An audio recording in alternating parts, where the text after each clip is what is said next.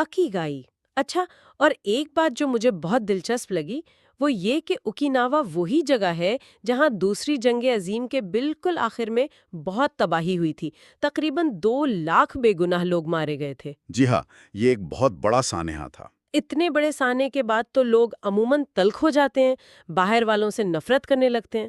یہ واقعی حیران کن بات ہے، لیکن وہاں کے لوگ اس کے بالکل برعکس اچاری بات چوڑے کے اصول پر چلتے ہیں۔ اچاری با چوڑے؟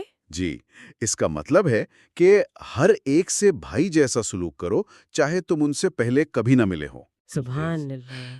اتنی بڑی تباہی جھیلنے کے بعد بھی یہ رویہ رکھنا، یہ اپنے آپ میں غیر معمولی ہے۔ یہ ظاہر کرتا ہے کہ ان کی کمیونٹی کتنی مضبوط اور پازیٹیو سوچ والی ہے۔ اچاری با چوڑے، سب کے ساتھ بھائی جیسا سلوک، یہ تو بہت ہی گہری بات ہے۔ تو کیا کمیونٹی کا یہ احساس ہی ان کی خوشی کا بڑا راز ہے؟ بالکل، اوکینامی کے لوگوں کے